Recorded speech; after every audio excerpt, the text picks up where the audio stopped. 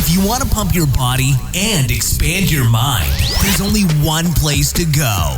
Mind Pump. Mind Pump with your hosts, Sal DiStefano, Adam Schaefer, and Justin Andrews. Hey guys, it's Mind Pump. Yeah. Look, in this episode, we talk all about fitness, health, nutrition, and we also have a lot of fun. Here's what we talked about in the first 38 minutes, which is our intro fun time. We talk about the drinks, Rain and Bang. Gosh, that sounds like something like terrible. a porn or something. Yeah. We give our opinions on those drinks and how terrible we think they are. Adam brought up an Oregon middle school dress code issue. Apparently, some kids had some problems with this dress code. Said that telling them that they couldn't wear Daisy Dukes and midriff bearing shirts was sexist. Justin brought up this interesting article about how trees use the mushrooms underneath them to communicate to their saplings. That's so that's so awesome. I brought up studies on Chaga, the mushroom. It's an adaptogenic mushroom, anti-cancer, but there's also some studies that suggest it may have some potent anti-inflammatory effects for the gut. So, and I actually read some people's anecdotes that said that they used Chaga as part of their IBS and gut issue protocols, and it worked really well for them. Now, my favorite maker of Chaga mushroom supplements and other mushroom supplements is Four Sigmatic. There is no competition. They are the best in the industry when it comes to mushrooms, and we have a discount for you. Go to Four Sigmatic, that's FOURSIGMATIC.com/Mind Pump, and use the code Mind Pump at checkout for 15% off. Then I talked about the new vegan chicken burger at KFC. If you're a vegan and you hate killing animals, I don't know if it's a good idea to give KFC your money. I mean, it's a great environment to be in, right? Doesn't make sense. Yeah. Then we talked about George Lucas' Star Wars plan that never happened, thank God. Oh, my God. And also, Mind Pump Live is on sale now. You can come meet us in San Francisco or Denver. We're going to be in San Francisco July 12th. Denver is sold out. Sorry, that one's sold out. That was July 20th. The next one is July 26th. In Seattle. Make sure you sign up at mindpumplive.com. Come meet us, shake our hands, give Adam a little pat in the booty. He likes that one. Whoa. Then we talk about fitness stuff. Good game. Here's the first question. How do you know if you're experiencing too much inflammation? What does that look like? We talk all about inflammation. We talk about compounds that help reduce inflammation naturally, like turmeric, like the Organifi Gold Juice. Organifi makes organic supplements. Both their turmeric and gold juice are our favorite anti-inflammatory supplements. Oh, and we also have a discount for you. If you go to Organifi.com/Mind Pump and use the code Mind Pump, you'll get 20% off anything in their store. The next question, which of these routines is best for building strength? Working up to your heavy weight, pyramiding your sets, or starting at your heaviest weight and just sticking there?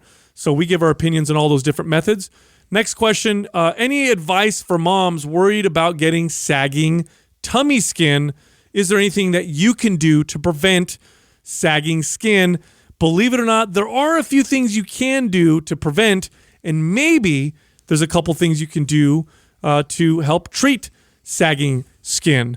And the next question, we talk all about how we plan on evolving the podcast in the future.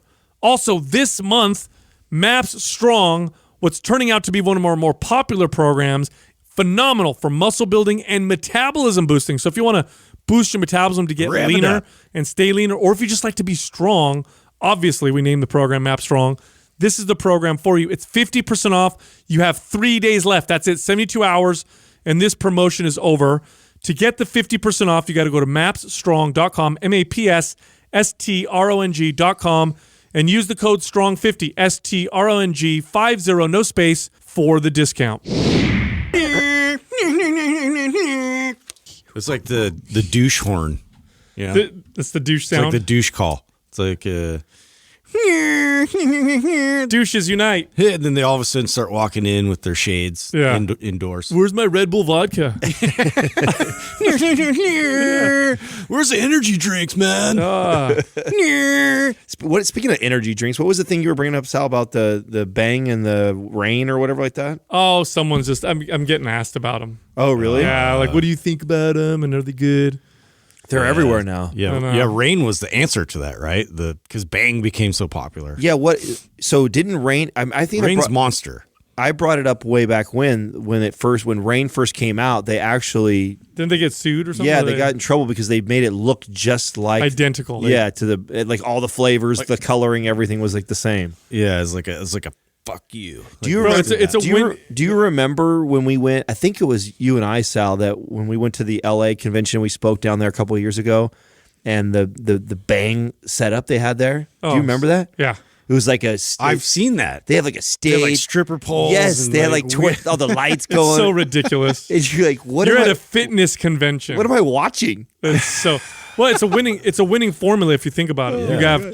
You have. It's crazy. They created something that still works. Super, super tasty. So that's got its own addictive properties. Cotton candy. Then they're like, can we throw something in here that's got sour like apple, physiological addictive properties? Boobies. Caffeine. They throw caffeine in there. I thought you were going to say caffeine and boobies. You open the can. It's a winning formula. Boobs come out. Whoa. I got $1 million idea, guys. It's just hilarious how we work, right? Like what the hell does Bang energy drinks have to do with girls and mini skirts? It's the lowest common. Like, dude, that's just like the lowest fruit. You know, like you can always go there. I mean, we're I like appreciate animals it. at the end of the day. Like, No, it's just we can't get past. No, think about this. Break it down for a second. Think about it. Super tasty drink. Check. Like that. You don't need to do anything with super.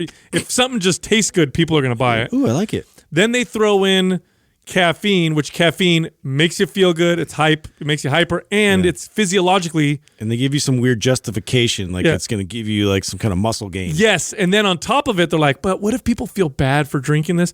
Let's sprinkle in some BCAAs." You're doing good for your body, bro. Yeah. Have you? Now I haven't even looked. Like I haven't cared to look. But I feel like if people keep asking us, I feel like we should do this. Maybe Doug can pull up the label so I could read like. How is the dosage even like legit? I mean, the amount of the caffeine dosage is hilarious. No, not the of course caffeine. Everyone, it's like 500 milligrams of BCAAs. Nothing. Is it? Yeah, it's crap. It's nothing. Nah. Does it have creatine? Maybe in it less too. Or There's a creatine BCAAs? one. They're all different. So each one of them. Creatine in liquid. Creatine that comes in liquid form. Yeah. Usually not a good idea. Creatine monohydrate, not a good idea to leave in liquid form for a long time. So let's use a different form, I think. And I know the only one that's really studied, that's got all the studies, is creatine monohydrate. So I don't ever really trust a drink that has creatine in it anyway. Does it just dissolve after a while, or is it become toxic? I think part of it I think it could start to convert to a form that's not really good for your body. Yeah. Really? Yeah. So you're not supposed to, like, if you mix creatine and water, you're not supposed to leave it overnight and then drink it. You got to take it right away. Oh, that's interesting. So not only are we putting like low dosage in there, but in addition to that, it's sitting in water is probably not ideal at all. And it's probably a different form of creatine, or probably there's no creatine in there whatsoever. I'm sure nobody's checking. Yeah. But I don't know. When I look at these drinks, at some point I think to myself, like, at some point you got to be an adult and not drink something that tastes like, birthday cake. You know what I'm saying? Yeah, cotton candy. That's why I laughed so hard when you were talking about the stack the other day, because I'm just like, this is getting so ridiculous, dude. Like, what other flavors can we come up with? Dude, you mean Homeboys that I read the other day? Yeah, that stack was just like sour insane. apple, BCAA, cotton candy, pre-workout. Red licorice. You imagine gobstopper. You imagine going back to like Arnold's day, like the 70s, when bodybuilders were fucking hardcore, and you're just like, hey guys, I got this new supplement. And they're like, cool. Yeah. What does it taste like? Does it taste like steak? It's like Peachios. Yeah. No, you know the candy? Yeah, no, it doesn't taste like steak. Does it taste like beer? No, it's not beer either. It tastes like birthday cake. Oh, like, fuck this shit. No way. They're like, crap. I love birthday slap you. cake. That's exactly what. Slap you. That's why it sells, bro. That's what. Who doesn't love birthday cake? Damn it. Everybody loves birthday cake. You're right. If I had less integrity, I swear to God, dude, I could fucking... give me $100,000, I can make a drink that'll sell out, no problem. I can put it. The formula is so easy. Yeah. It really is. Super tasty, a lot of caffeine, and then make some like health claim in it so people don't feel so bad for drinking it. Yeah. Done. Why is it I so liked much? adding aid at the end, so you could do like cocaine. What? You know what I mean? Like it's aiding you in your stimulus. Actually, some of these pre-workouts, they don't even pretend. They like name them shit like meth. Yeah.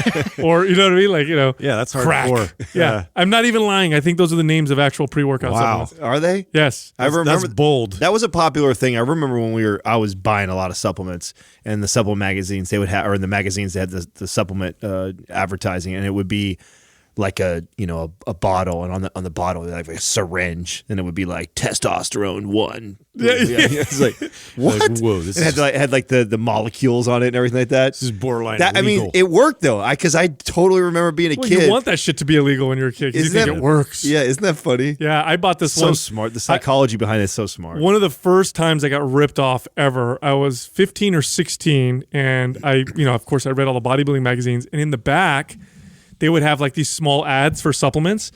And so up until this point, the supplements that I had bought were the big ads. Like you're flipping through the page and you're looking at, oh, this is, what's his name's chest routine, and then in the middle of it there'd be a big page and it would say like Muscle Tech something or Weeder or whatever, right?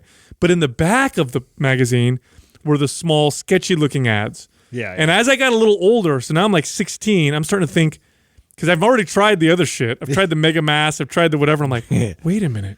The shit in the back, that's the stuff that you need to get. Oh, yeah. So I remember going through, and there was this stuff called Muscle Mix, but the way they spelled it was kind of funny.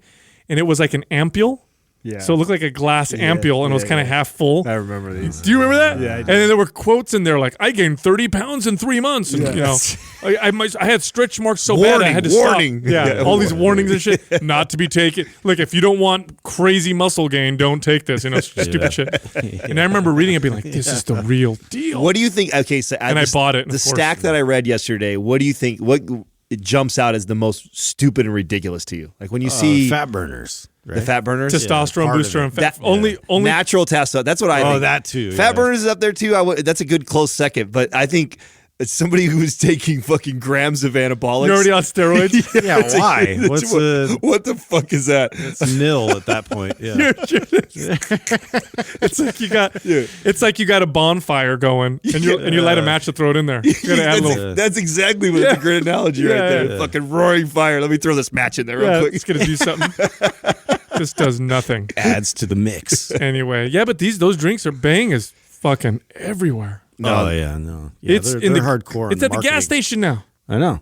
You know? Yeah, well, I think that's why. I mean, that's why you see Monster really. They're like, we got to get in on this game and show them how the big dogs do it, And then you have Red Bull. I'm sure is coming up with one. Now, They already Bang have is it. owned by VPX. VPX. And VPX was Redline. Did Redline drop off completely, and then this is what kind of took over? No, Redline still exists. So how funny is that? Just like a bunch of rebranding. Yeah. That's Totally. what's really popular in the supplement space too. That I think a lot of people aren't savvy to. Is a lot of these companies would run something and pixie dust it with something that's borderline illegal and that actually did make you feel some shit, right? And then you get caught with it and it's a slap on the wrist because FDA doesn't regulate it, and then you just turn around and you same company, same everything, but you just completely change the logo, change the name, change everything. It's just a rebrand. You see all those Shreds guys are still out there trying to like rebrand and create new stuff. Pull that guy up again. You know what? I that talked shit Arvin about him guy. like about a year ago. Who's this, Arvin? He's like getting in the weed business now. Oh no, I was thinking of Joey Swole. Oh, Joey Schwolz. I love Arvin's like dye job on his beard. So And natural. Yeah, it's like looks like he drew it in with the marker. like a Sharpie. He's like, I don't look. He's like, yeah, I got to get rid of these grays with my Sharpie. I'm so successful. I don't look like a creep at all. You know what I mean? Yeah. Pull up Rise supplements, RYSE. Are they doing Why do they anything? fucking spell I everything feel like weird? we talked about this, but yeah. We did. We talked about it about a year ago, and I'm curious to see. And see where they are now. Remember they signed Conor McGregor. Yes, Conor McGregor, and I know that Joey Swole was behind it. I don't know if it got any legs or what. Did you see if you can find anything on them, Doug? If they're actually And it's always spelled weird. it's RYSE for Rise. Rise up. It's like a boner supplement. And shine. Well, what it is it's if you look at like the way they stacked everything, you flip the labels around, it's literally almost identical to Shreds, just a rebrand. Look at Of course. another rebrand. It's all black label now. It was white when they first started. White wasn't tough enough. Oh man. Yeah, that's what you do if everybody there's the white. figures There's the out that your supplements are worthless or whatever. You just reband. Yeah. And just do the same hustle. Wow, look at that, huh? Well, whatever. As long, here's the deal. I as much as these guys annoy the hell out of Shame me, on you. the people are buying it. So Right. I mean, there's an easy way to fix this. Stop buying shit. Yeah. Stop buying garbage. So I have a controversial thing to talk about. Hell yeah. I wanted you guys' opinion as fathers, right? Especially Sal. You have the daughter, right? So in Oregon, Jackie shared over an article that I was reading this morning. and it was on these middle school girls in Oregon that were they went to like the board meeting and everything, and they're trying to stand up for this dress code thing and saying that it's sexist and it's body shaming to not allow them to wear these, kind of Daisy Duke shorts and the tube tops. That's and the sexist? Halter tops. Well, they're saying it's sexist because they don't see any dress code being enforced in guys, and it's only enforced on the girls, and it's body shaming to not allow them to express themselves and do that. And so what do you guys think about dress codes for girls like that? And do you think it's fair? Do you think it's not fair? And do you think it's sexist? What do you guys? I think one of the best things a school can do is have at the minimum a dress code, but to even better, a uniform. That's my opinion. Absolutely. Kids worry so much about how they look, the clothes they wear, who's wearing what. You take that out of the equation where everybody just shows up in uniforms. I think it gets rid of a lot of headache for the parents and for the kids. I remember as a kid, a lot of kids thought a lot about what they were wearing, who's wearing what, and get rid of it. Here, you guys all wear uniforms. I think it's a good idea. But as far as dress codes are concerned, that's good too. You have to have some kind of a code. That's weird that they would say it's sexist. Are the boys wearing Daisy Dukes? Yeah. Well, that would be they might these days. Yeah, I would get that if the boys were wearing Daisy Dukes and tube tops and the girls couldn't. Then I could understand. But I don't think anybody can wear those clothes in there. Well, yeah, exactly. I think that's true. But so you think that they shouldn't be able to wear clothes like that? No, I think the school has every right to say that, and the parents have every right to send their kids to that school or not. I remember. All I know is this: when I was between the ages of 13 to 18, even what girls wore. I'm just speaking from a male's perspective, could be extremely distracting, extremely. And it didn't have to be Daisy Dukes in a tube top. It could be a fucking T-shirt that's not an extra large, just slightly tight. You know what I mean? It could be anything. That can definitely be distracting. Or a whale tail. Yeah, and what guys wear can be distracting too. I'm pretty sure sagging your pants below your butt in some schools is banned, right? Where your underwears are showing. That was a big thing when we were kids. Is that still a thing? No, it's still a thing. Yeah, no, it's still. They just sag their skinny jeans now, which is just it's so weird. It looks like a penguin. It's the funniest thing ever. It doesn't make any sense. I know we looked ridiculous, and I'm sure our parents and the generation after that or before them even were probably thought we were ridiculous with our baggy jeans being sagged, but the skinny jeans being sagged is just the funniest thing ever to me. Yeah. I mean, heaven forbid you got to run somewhere. That's someone try and chase you down. You got to be fucking skinny jeans sagged. You ain't getting away. Yeah. So I have seen some cases with where schools have a dress code that's weird. Like there was one school, I don't remember where, sent this kid home because he wore a shirt with an American flag on it. And he wore it on Cinco de Mayo, and they said that he couldn't wear it on that day because he'd be inciting problems. And he got sent home. And that to me makes no sense. It's a flag. That makes no sense to me. But as far as the skinny, your kids go to a private school that has a dress code. They wear a uniform. Or a uniform. Now, Justin, yours, no. Yeah, it's public school. So now, have either of you had to even outside of school? Are you at that point yet with your daughter where you've had to whoa, wait a second? She's still too young, but it'll come. It's coming though, right now, right? How old is she right now? 9. Yeah, probably 12, 13, right? That's when that starts to kick in. Right, where they decide the shorts get shorter and shorter. Yep. Have you thought about how that's going to go down for you? I know exactly how it's going to go down. Oh, she's not going to wear them. I know. I think you said that's how it's going down. No, I think you had the best. I heard you before off air. We were talking about this. Oh, my strategy? Yes. I like your strategy. You gotta wear it. Dude, it's brilliant. Yeah. I saw online some dad did this so there was this girl that was posting pictures of herself on Instagram, and she was kind of trying to be sexy or whatever. And so the dad couldn't get her to stop. So what he did was he put the exact same outfit on and would pose on social media as well. so she stopped. Imagine your daughter. That dad is a genius. Not listening. I would be that guy. Coming down the stairs with her booty shorts on, and you keep telling her pick her up from school. Yeah. You pick her up at school, and these just Daisy Dukes as a dad. Oh my god, dude. I'm embarrassed. I know how I feel. Yeah, exactly. Take that shit off. Yeah. Now Doug is there because I know Brianna's Doug. at that age, right? She's absolutely. Oh, how's that going for you? Not going well at all. It just has beads of sweat. Have you had to have this conversation? Oh yeah, absolutely. Oh shit. And here's the thing: she's not buying her clothes, right? Her mom is. Her mom is buying her clothes. Well, that's the problem. And I've had to have that conversation. Oh God, that because the crop tops, that's the problem right now, the crop tops, right? Yeah. And anyway, it's my battle I'm dealing with right at the moment. So I mean, how do you have that? How does that come? Do you not even have it with her, and you're trying to have it with her mom, or do you try? I have it with both of them. It's not going well. I'll just say that it's not going well at all. Outnumbered. I'm totally outnumbered. You're losing. Sometimes you just have to cut your losses. Yeah. But I continue to persevere and try to make subtle changes along the way. Well, you know, get you some crop tops. There's nothing. I know. I love that idea. I'm thinking about actually doing Pick her it. from school in it. Yeah. Same exact one she's wearing. Unicorn on it and everything. I got to get ripped first. Yeah. I'm just kidding. No, it's better you're not. Just let it hang out. No, there's nothing inherently wrong about the clothes themselves. It just has to. It depends on where you're at when you wear them. Like if you go to Europe, for example, I remember this as a kid going to Italy. The kids dressed way more skimpy there than they do over here, and it just wasn't a big deal. They're just Europeans tend to be more loose about certain. The commercials will show women topless on commercials, for example, of TV.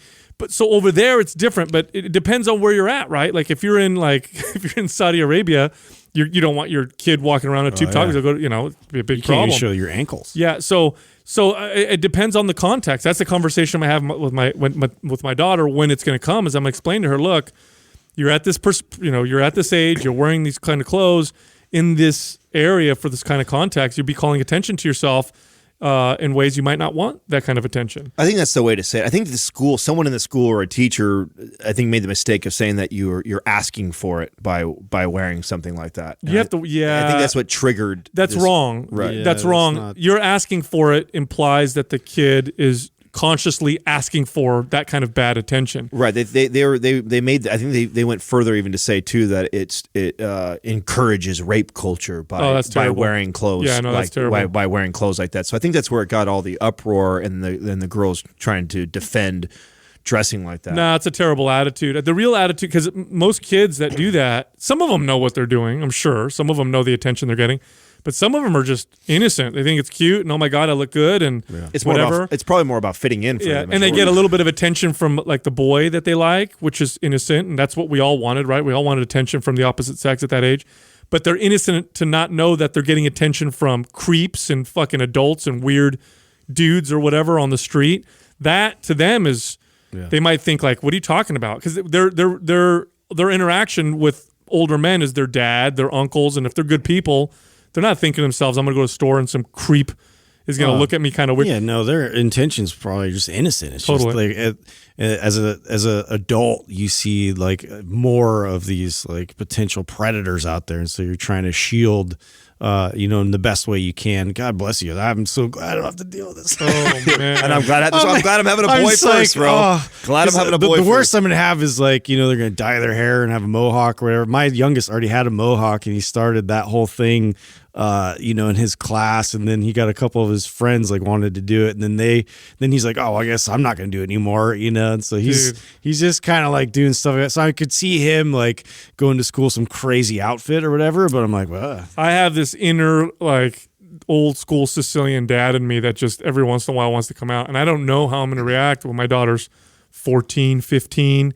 We're at the mall and I see some fucking creep looking at her for longer than a second. Oh my god! You know what I mean? It's gonna make. I don't know. I know it's gonna invoke in me. The claws will definitely. Be sharp. I'm gonna have to really focus on my meditation. That's why it'll be. I'm curious to see how you handle that conversation as Doug's having to go through it. I mean, that must be challenging for Doug when your daughter's getting at that age where she's changing from a little girl to starting to become a young woman.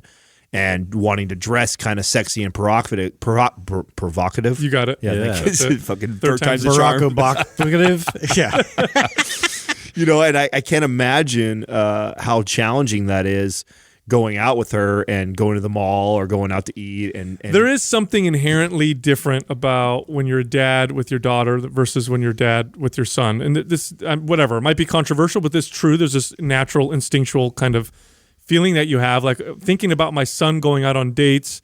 I'll still be worried about certain things. I want to make sure that they're, that he's smart, that he treats her well, that he's not, things you worry about with boys are like drinking and driving and fighting and that kind of stuff. statistically speaking.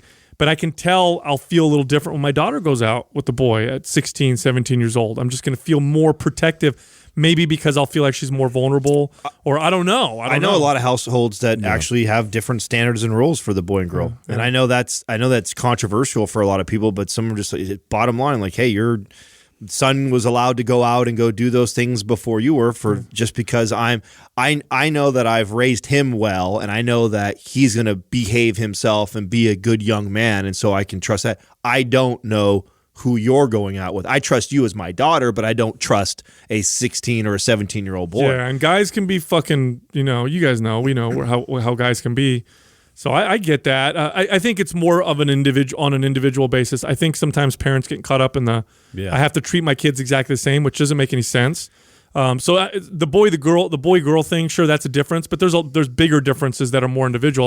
Like Justin, you have 2 boys. Mm-hmm. They're going to be different. That's just of course they're going to be different. Yeah. So you can't possibly, one of your sons may be ready to go off on a road trip with his friends at 18, 17, 19, and the other one may not be at that age. At that age, he might be like, hey, my brother could do it, and you'd be like, well, he was ready at that age, you're not. Yeah, it's interesting, because, I definitely want to keep a pulse of, like, who he's hanging out with, like, both of them, and, like, who their circle is, like, their parents, like, what their parents' values consist of. Like, I want to know all that shit, the whole time through, and it's like the less I keep that pulse, like the more I'll feel like, I'll get that anxiety and worry. Now, are you both? How do you guys feel about your kids' friends right now? Oh, my kids have really good friends right now. You like them? Yeah, I like the parents. I like the kids. That's one of the reasons why I chose the school that they went to. I saw the kind of people that were going there and the kind of values that they had, and I've been nothing but impressed. Just good people, good kids, respectful. Parents seem to be very nice and involved. So far, I haven't seen a kid where I'm a little bit like, I'm sure it'll happen at some point where there's that kid where you're like, I don't know if I don't know about this kid. Yeah. There's a couple of those in the mix. Do you? I got my eye on 1 or 2 of them. Oh, really? But like, they've already kind of filtered them out. It's just like they just kind of get lumped in with the mix of everybody else, and like, they all hang out and they're buds and they've played sports or whatever it is. But then you're just like, oh no, that kid's a little shady, and you kind of find out more about the background of the household and like what's going on there, and it's like, I don't know. So yeah, it's there. Like, I'm paying attention, but I'm not like regulating really hard. I'm just like watching patterns right now. Dude, I forgot all about the influence that kids have on each other when I first had my kids. Sure. But then as they started getting older, I'm like, oh yeah, because this is a hard pill to swallow for some parents. At some point, the largest influence over your kids is their friends. 100%. And you're less can't do anything influence about that either. Yeah. So it becomes a kind of a big deal. Like, can you guys do they have enough friends that they hang out with and that you can tell different behaviors in them based off of what group of friends or what friend they were with that last weekend? Can you see that? Is there a difference? Yeah, I mean, a little bit. Yeah, my kids right now hang out with the kids that they hang out with are very similar to them. So my son and his friends, they're all into the same stuff. They're all very similar. So I haven't seen a difference yet, between. But I mean, he's just about to go into high school. He's going to make new friends because a lot of his friends aren't going to the same school as him.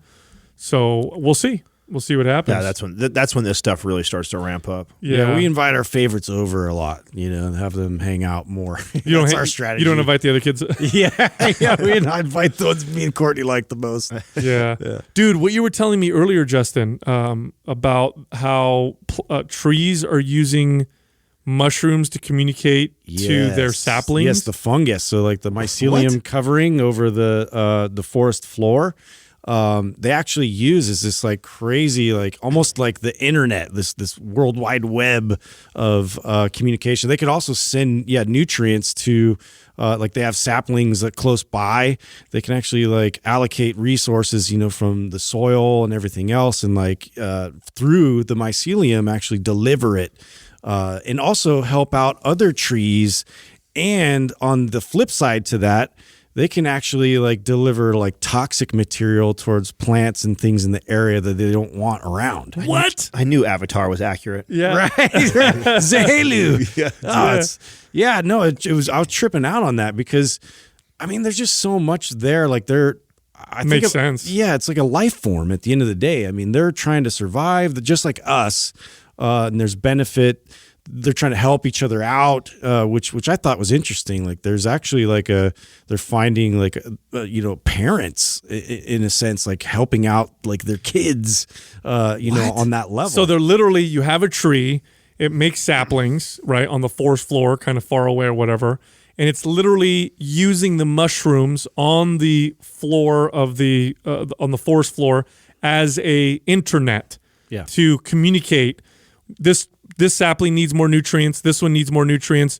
Communicate with other trees. There's danger. I read about that once. Yep. That they could actually, if another tree's getting cut down or on fire, that they'll get the information and then they'll start producing more of these compounds that protect them. Yeah, or insects or like like other mammals coming through that are eating a lot of the plants. Like they'll actually like down yards away, they'll start to turn their pH or they turn into a more toxic chemical that they release, so that way when they eat it, it's like they stop eating. That is so weird. So scientists actually were able to eavesdrop on the mycelium to hear what the trees were saying, and they were like, "Fuck!" "Fuck vegans.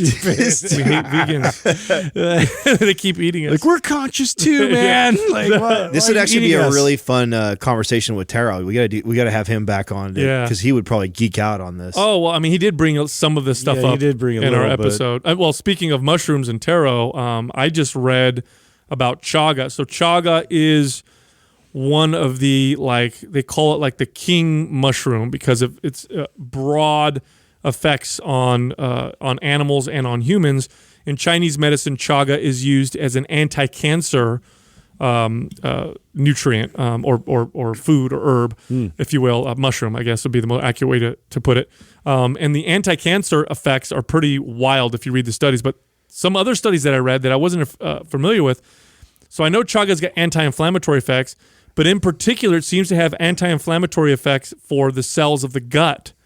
Oh, so some people, I was reading in some forums that I belong to, some people were using chaga as part of their, irritable bowel syndrome or gut issue type protocols. And they were saying that the chaga, in particular, when they're having a flare-up, would help them out.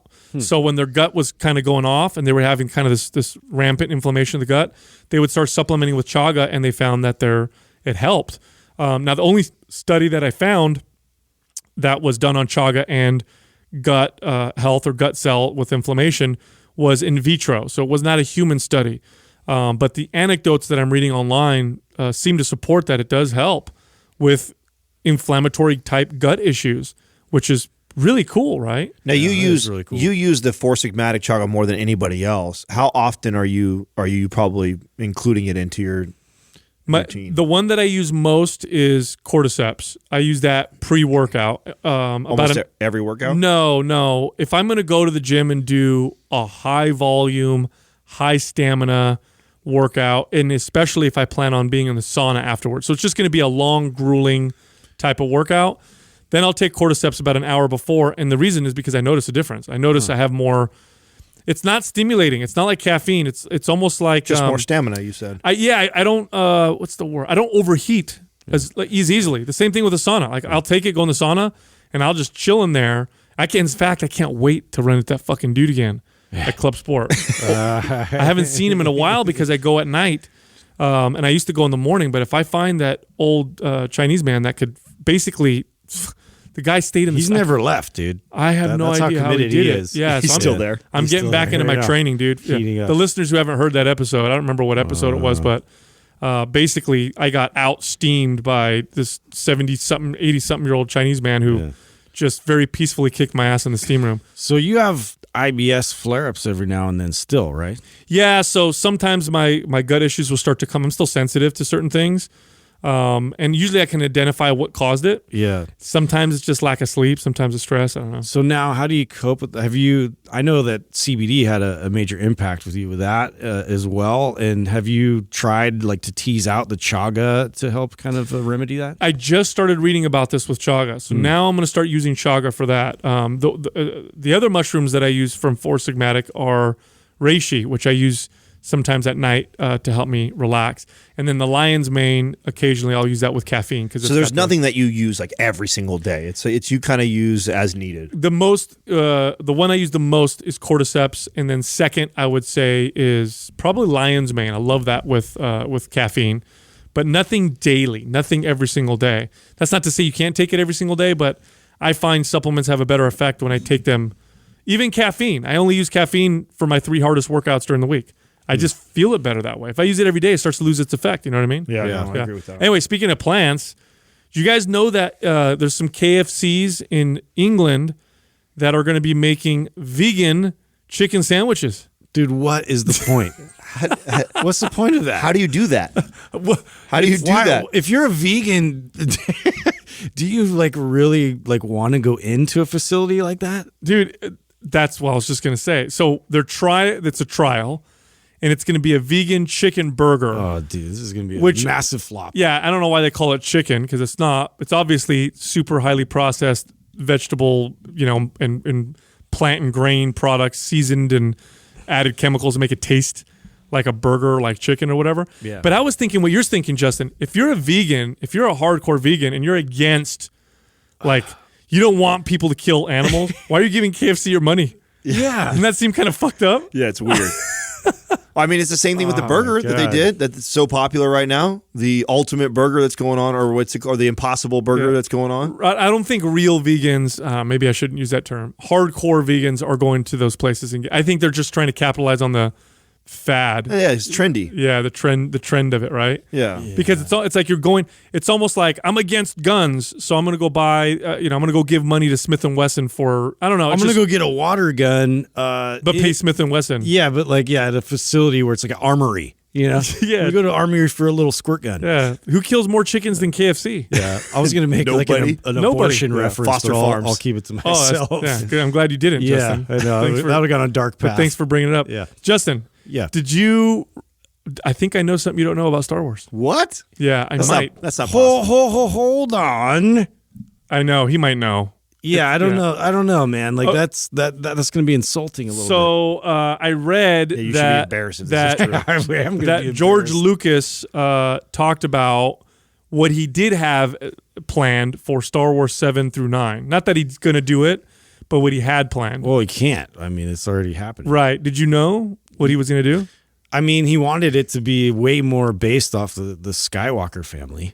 So I don't know if this is true. This is what I read. He wanted it to occur on the molecular level, where there were like these. Shut up. I'm not even believing that. That's what the article said. No. Yes. That these people. Like more of the midichlorian references in there. Yeah, that they live and they use the Force and they feed the Force and they operate on that level. And thank God it didn't happen. That would have sucked ass. What? That's what it said, dude. Really? Yes. Are you pulling his leg right now? No, Dude, I can't send find the me article, that. damn it. I can't find it now. I'm going to look for How it. dare you? Yeah, it's oh wait, hold on. No, that's not it. It's invalid now. So Oh, here we go. I got okay. I got it All here. right. No. So it says here, I'll pull it up for you. It might be not a real article. It says George Lucas sounds reveals fake his plan for Star Wars 7 through 9, and it was awful. And this was published in Ars Technica, which is a gaming and culture and gaming and entertainment publication. Sure, legit. And he wanted the next 3 Star Wars films were going to get into a microbiotic world. There's this world of creatures that operate differently than we do. I call them the Wills. Wow. WHIL. Yeah, he would have jumped the shark hardcore if it would have gone that direction. And the Wills are the ones who actually control the universe. They feed off the Force. Yeah, that's what it says, dude. What the fuck? He might have lost. You know his why? mind. He just wanted to explain, like, on a even deeper level, like this fabric that held up the entire storyline. Example when you do too much acid. That was right? too much. There's a fine line, like a little bit creative, too much stupid. He's like, 1 hit of acid got me to invent Star Wars. What will 4 hits do? I mean, he's the first to use CGI, and so it's like, well, I have to use this in everything. You know, he just went crazy with it. Yeah. So- You're still a huge fan of his, though, right? Oh, I love that guy. Yeah. I think I don't know. Like it's one of those things where I'm so baffled that story came to him, and then he was able to like articulate it and put it out there. Everything worked perfectly. The music, the overall story arch, like all the characters, the humor, the dialogue, like everything just nailed out of the park, and then it just got away from him. Yeah. Your life will be complete when we meet him. We'll officially made it. It really will. Mind Pump will officially made it when we meet George Lucas, Warren Buffett, and who was your guy? My guy? Jordan Peterson. Jordan, I would love to meet That's him. that's the I'm not triple. a super, You're probably the most likely to get yours fulfilled. Yeah, we'll see about George that. Lucas is a little elusive. Yeah, but it's well, what are you gonna do? How old is he?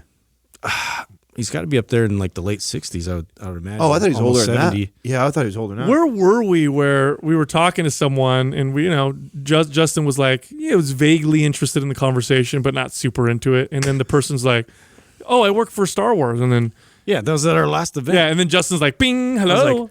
I'm your new best friend. Oh, he's 70. He's 75, bro. Oh, wow. Yeah, I was way off. Yeah, he's getting up there. And how old's Warren Buffett? I'm just trying to figure out a timeline here. How much time we have? I know. I'm trying to figure out how quick Mind Pump's gonna. You'd rather meet Warren Buffett over I got like 10 years. Over who? over what's his name? Billionaire. He's on Shark Tank. Oh, Mark Cuban. Mark Cuban. Yeah. That's close, dude. Mark Cuban would be up there for a top. I feel like you would like Mark Cuban more than 88-year-old Warren Buffett. Well, so I think From a cool factor. right. yeah. So I think I would like Mark Cuban more. I think I'm more enthralled by Warren Buffett. So Warren Buffett would be more of an like the He's way, very fascinating. like the same thing with George. I would think with Justin with George Yeah. Lucas. I don't know how much he would be. Well, okay, so like that would be for me J.J. Abrams and George Lucas. So I would be just as happy with J.J. Abrams. You know who's someone else I would fucking absolutely love to meet? Joe Rogan.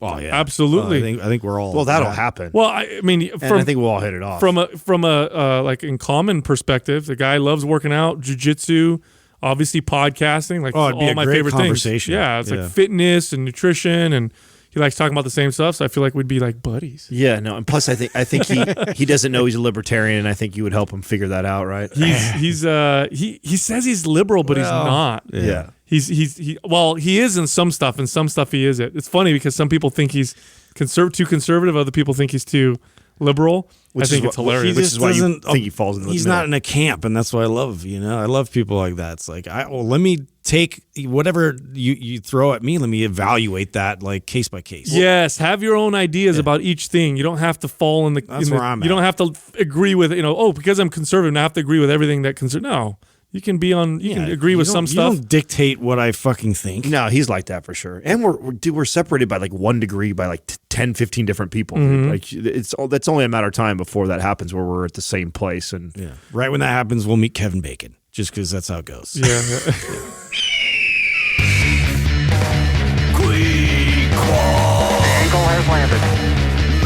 Today's Squad is brought to you by MAPS Anabolic.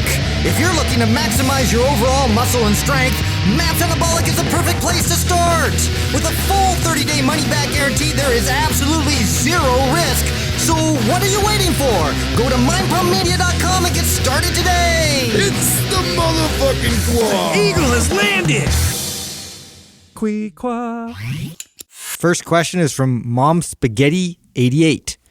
Yeah. How do you know if you're experiencing inflammation? What does inflammation really look like? you're puffy as fuck. Okay. So inflammation It burns. We're all experiencing it right now. Always, right? Yeah. It's a natural signaling system, to put it, I guess, plainly, of the human body. Inflammation tells your body when to repair, when to send nutrients. If you had no inflammation, your body would actually break down. In fact, if you see with people who inject, corticosteroids into their joints, let's say they get a cortisone shot because they have a bad knee and they get too many of them, you start to see that knee start to break down. And oftentimes it leads to a knee replacement if there's too much use. Studies on non-steroidal anti-inflammatories like ibuprofen, Yeah.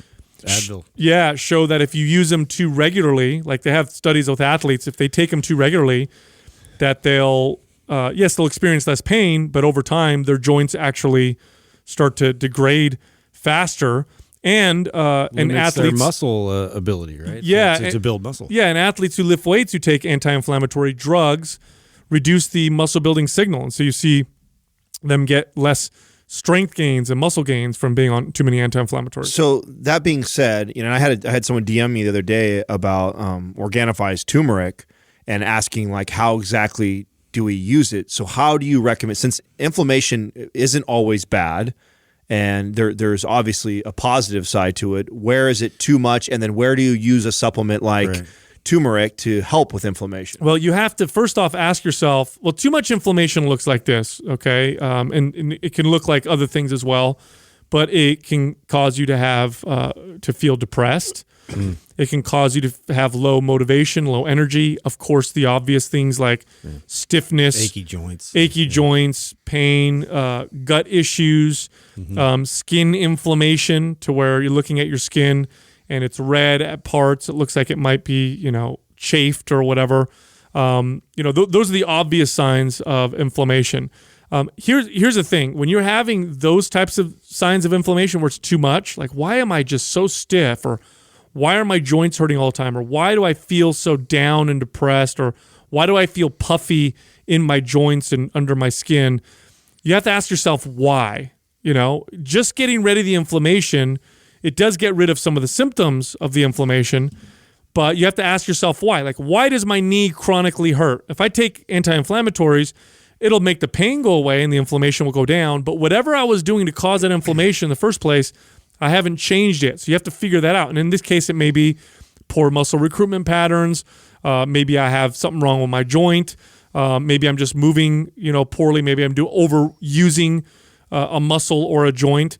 There's a reason for that. So when it comes to substances or foods like turmeric or fish oil or foods that are considered low inflammatory type foods, what you're promoting is a healthy inflammatory response. That's it. Because you can also get too much inflammation from just having a poor diet. Like if you don't have enough omega-3 fatty acids and you're all omega-6 and 9s, then you may have an inflammatory response in the body that's a little bit too strong. It's just not healthy. If you're not getting good sleep, here's a great way to make your inflammation go up: lose sleep. If you have shitty sleep, just one night, inflammation goes up. Do it 2-3 nights in a row, inflammation really starts to go up. Now, do you, like someone like you, if you were to eat pasta, is that something that promotes inflammation in your body? Yeah, it does. If it's made with wheat, yeah. So to that point, is there any value to adding like turmeric into the meal? Like sometimes, and Everett used to do this when we used to live together, and I appreciated it. I loved that he used to cook with like the turmeric. So, and I remember I used to always have the capsules at the house, and he'd be cracking them open and be like, "What are you doing?" He's like, "Oh, I just added into the sauce that I'm making with the pasta and bison that he would be making because the pasta sometimes can be inflammatory." And so he'd put the turmeric in there. Is there can you validate that? I mean, does it kind of counter that or mitigate the inflammatory response? That's a great question. I'm not sure. I know turmeric obviously can't hurt. No, it's a food. God, some cultures put it in almost everything. It's a herb, yeah. It's got turmeric's interesting. In my personal experience with turmeric, so Organifi makes that turmeric that we get now for free, right? So I can use a whole bunch of it, or I'll use the gold juice. The gold juice has got lots of turmeric in it. And if I'm feeling like I'm a little too high inflammation, which for me feels like low mood or irritability, and my gut issues start to flare up a little bit, I will definitely increase my intake. And I'll go 8 capsules of turmeric, 10 capsules sometimes a day in divided doses, or I'll do I'll do that plus a scoop of gold juice at night. But that's a part of my whole protocol. Yeah, I usually use it this is when I've evaluated my diet and like inflammatory foods and maybe lack of sleep. Like if I have that all kind of like figured out and dialed back, but then I'm still has this like chronic inflammation that's like just bothering, like I get like stiffness or joint pain, like I'll have that, and then also evaluating what I'm doing in the gym. But I'll take some turmeric for that, just to try and help to kind of lower that inflammation response. Yeah, sometimes the anti-inflammatory effect from certain things comes from the fact that it just makes you healthier. You know what I'm saying? It's not necessarily, although turmeric does have curcumin in it, which does have some distinct anti-inflammatory effects, in terms of the inflammatory system. A lot of the reason why people notice less inflammation when eating certain foods is because they're just healthier. So now they have a healthier, inflammatory response. It's appropriate, I should say. So like an inappropriate inflammatory response would be like, I work out and my inflammation just goes through the roof. It's rampant. I feel feverish. I feel sick. It just doesn't feel good. A more, appropriate inflammatory response would be, I get a little sore, I feel a little tight, muscles rebuild, and, it's all good.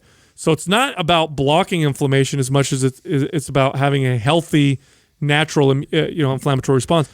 And here's another good point. Studies show that when people really try to hammer down inflammation post-workout, it actually reduces the muscle building effect as well. Right. Well, no, that's the big debate even around like using like ice. Like icing. Yeah, exactly. Ice and cryo and things like that post-workout, because you want the body to go through its natural recovery versus you trying to kick it into hyper gear. Different in comparison to an athlete. Like depending, if you're somebody who's trying to build muscle and that's your primary goal, then the natural progression the body goes through with it being inflamed post-workout is totally natural and okay.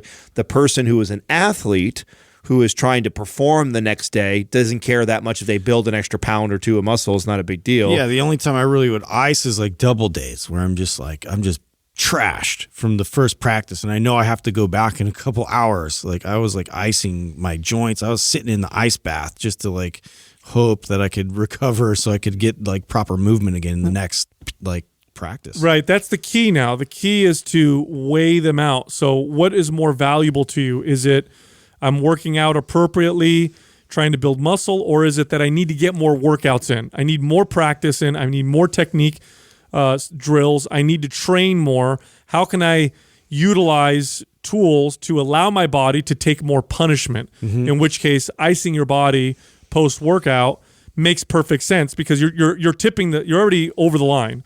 Yeah. So it's like, how do I get more? Because when you're playing a sport. Well, not only that, but your goal when you're playing basketball, football, soccer, any sport, you're not, in the middle of the sport or the season or whatever. You're not trying to build a bunch of muscle. You care about performing. Right. Yeah. And nobody goes, oh, you have 3 pounds more of muscle. Great. If you're performing better, that's all that matters. You're trying to continue to practice your skill. And if your recovery is getting in the way of that, you can't practice as much. Right. So that's when it makes sense. So as far as inflammation, inflammation has become this kind of buzzword where it's like, kill inflammation at all costs. Yeah, everybody needs to lower it. Like, that's the only thing you need to do. No. Inflammation, an inflammatory response that's unhealthy, there's a reason why.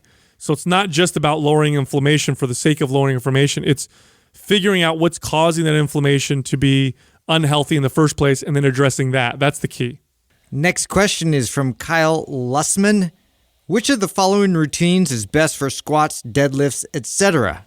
Working up to your heavy weights or starting with your heaviest weight? And there was, I think, more to this question where the question kind of is like, should you work up to your heaviest weight? Should you start with your heaviest weight? Or should you train with the same weight the whole time? This is a cool question because up until I really understood priming my body, I kind of fell in the camp of, whether I was doing 4 or 5 or 6, it doesn't matter how many sets I was doing for whatever said exercise, I would work up. Yeah. Like it would be just like a pyramid, ramp it up. The first 1 or 2 is like really getting the joints warmed up and the blood flowing and then getting the movement down. And then by sets 3 and 4, I'm starting to hit the heaviest I would. And I think a lot of people lift this way. A majority of people that I see lifting tend to do this. Oh, I guarantee it. But once I really understood how to prime correctly, now I get right into the weight I'm normally going to work with. Now, mind you, that's always give or take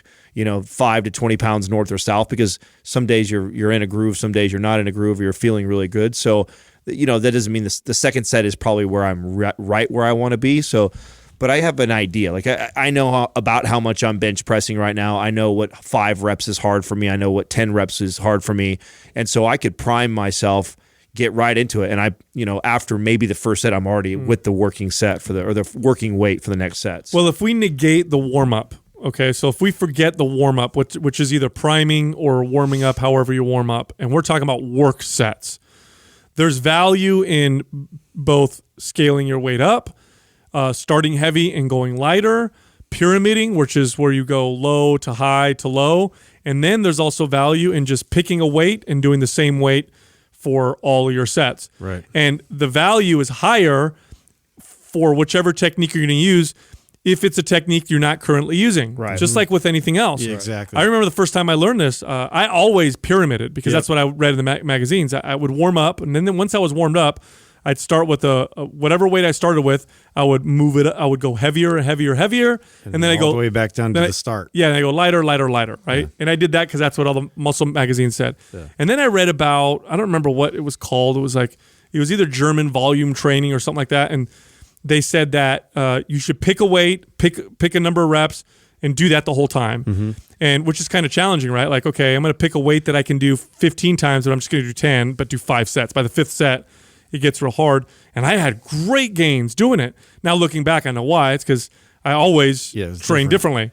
So because I trained that way, it was new to my body. That's funny you brought that up. That's exactly what I've been doing consistently, is just picking that weight and knowing, where I am with that weight, and then just like doing multiple sets with that weight. So, but yeah, I was like the strip set, thing where I'd start high and then I'd just like peel down, keep peeling it down until I, would get to 100 something stupid reps that were just like irrelevant. I used to do that protocol for a while. And so it's just, again, the stimulus is different. And so the intent, pyramiding versus like having a heavy, load that you consistently lift, it's totally different process. Yeah, I tend to now that I think about it, I fall into a category now more often than not, this is actually kind of sparking my mind to think that maybe I should change it up. Because what I currently do, and it just naturally happens, I don't even think about it, is once I'm warmed up, I tend to pick a weight and then I do my sets with that same weight. Yeah. And what I think I'm going to do now is I'm going to start pyramiding a little bit, where I'm, messing around with, working up to real heavy weight and then work down to a lighter weight, just because it's different, just because it's something that's different. Now, if you're phasing your workout, you don't necessarily need to do that, because each phase is going to have you doing different reps anyway. So if you're phasing your workout, then, you're doing 6 reps for 3 weeks, then the next 3 weeks you're doing, 8 to 10 reps or whatever. Then it's that's where I seem to see the best benefits for most people. But yeah, once you're warmed up, it really doesn't matter in the sense of pyramiding or starting with the same weight and doing it. If it's different for you, you're probably going to get the best results. So whatever you're doing now, change it to something different. Stick to that for a little while and see how you feel. Next question is from Ken Cubs. Any advice for moms worried about sagging tummy skin? Is there anything I can do to help, or is surgery my only option? Now, this is tough, right? Especially if you're somebody who you already have the sagging skin, right? Like there's not a lot of things that we can do, especially in abs, right? Like arms, build some muscle, fill it out. Yeah, arms and areas like that, and legs definitely a little bit easier. But sagging skin in the stomach is a tougher one to deal with if you already have it. But that being said, there's a lot of things that I think that we can do to help prevent it. And now, always genetics play a role. You have some people have just incredible genetics. They can get pregnant with a kid and put on 75 plus pounds, lose all of it, and not have any stretch marks and not have any saggy tummy. It's just they've got incredible genetics, and it has a lot to do with just their elasticity and their skin. But there is things that I think that we can do is, if you're somebody who's going into pregnancy, and this is something too that I know that, Katrina has tried to, I think, done a really good job of managing the amount of weight gain that she puts on. I think that when women get pregnant, there's this old myth of you're eating for 2. And so when you're hungry, you eat, and you eat tons. And it's kind of like how we talk about the amount of extra protein and calories you need to actually build muscle. It's not that much. You don't need to eat that many more calories when you're carrying a kid. And the less that you overdo it, the less likely you're going to have this situation. Because what it is, it's the drastic drop. And we see this in people that gain a lot of body fat and then do like the Biggest Loser way of losing it, where they or have like gastric gastric bypass. Yeah, gastric bypass, and they're just losing 5 pounds a week. We wouldn't want to do that. That's why I used to tell clients, even my clients that were obese and they had 100+ pounds that they needed to lose, I would tell them, like, and they'd be like, how fast can we do this? I'm like, you don't want to do this fast. What we want to do it is slow and controlled. I would love to see the scale barely move. And when we lose 2 or 3 pounds of fat, we're starting to add a pound or two of muscle. And what's nice is it changes your body composition and the way you shape and you look, but it's easier on the skin. It's not like you're all of a sudden going from super big to super small in a short amount of time. It gives that skin some time to kind of tighten up naturally. And then also for you to fill that space in by adding muscle. So that's some of the things that we can do to hopefully prevent it. But once you kind of have it, it's kind of tough to do much about it, especially in the tummy area. It is. The way I look at it is this: your skin is adapting to either quick growth. So you're having a baby, so you're pregnant, so the skin has to grow and expand, or it has to contract. The baby's born, tummy went down, now the skin needs to go. And the way I look at it is the way I look at any adaptive process in the body. It's your body adapting to changing circumstances. And with all systems of adaptation in the body, the healthier you are, the better your body's going to adapt. Now, of course, genetics play a role in all of this. Like there's Mr. Olympia's genetic limits for muscle growth and adaptation are far superior to mine. But that doesn't mean that I can't maximize my own genetic ability to build muscle by being healthy and doing everything right. And so I think the healthier you are, the better your hormone profile is, good sleep, good nutrition, the more likely you are to have skin that adapts to either condition in a better way. That's my belief. Now, as far as after you have saggy skin, there's not much you can do. I do know that photobiomodulation or red light therapy seems to it's FDA approved to help with wrinkles, and the way it's thought to help with wrinkles is to improve with collagen and elastin production under the skin, which theoretically, this is just theoretically here, should help with sagging skin as well. Now, do I think you could put red light therapy on your sagging skin and it's going to disappear? No. Will it make it look a little better? I would bet that it would, because I know what it can do to wrinkles, right? Yeah.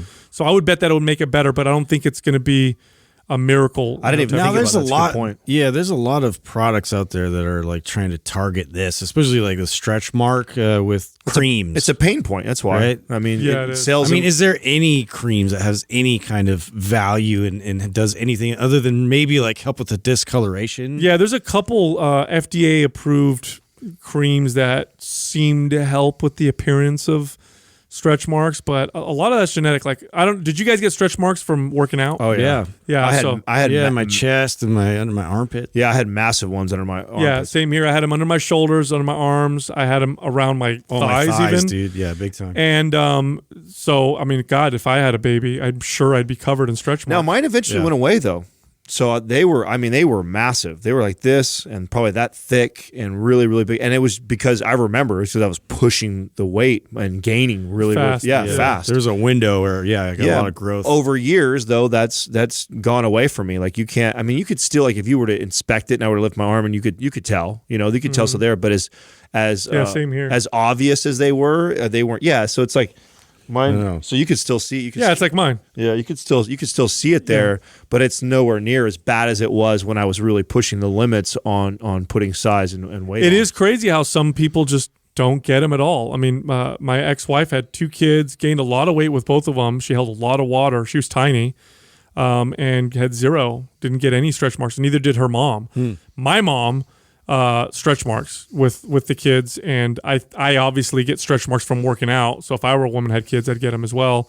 But I'll revert back to this: all systems of the body that deal with adaptation, skin tanning, whether or not you develop calluses, how fast you learn, how strong you get, how your stamina improves. All of your body's ways of adapting to things are better when you're healthy. So if you want to give your body the best chance to deal with stretching of the skin and then contracting of the skin, then you want to be as healthy as possible. And then just accept with whatever whatever comes with it. I mean, this is just for anybody. This is for all people's body image. You at some point you just accept that this is my body and I'm healthy and this is the way it is, because if you identify with your body too much, I could see that being a very difficult position to be in. Well, and to your point of adaptation too, it's always advantageous.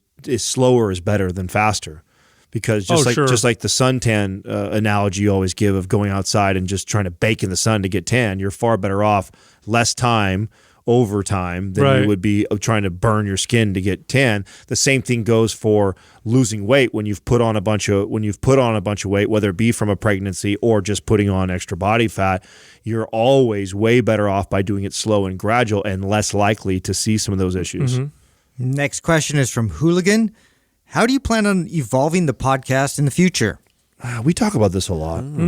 I think there's little things that we try and I think add right now, and we've talked about live call-in. That was one thing that we talked about. Right. We talked about live call-in. We've talked about just effects, like sound effects and things that Doug could create on the board. We've talked about one-off, like little short, 5-10 minute episodes where Sal does like a study of the week or something. So I don't know if there'll be 5 to 10 minutes. I don't know if I can talk for that little. Yeah. Probably like I was thinking 30 seconds. Got to minimize you. Yeah. So we've talked about evolving it like that. I mean, there's even been talk, would we ever evolve ourselves out of it and somebody else? I don't know if we would do that. I think we all love doing this so much. I don't think so. Yeah. I could see ourselves evolving out of other parts of our business, but just doing this. So I don't know. I like to think that we're constantly evolving. If anybody that's been listening to this podcast since the beginning, it's all we've been doing. Yeah.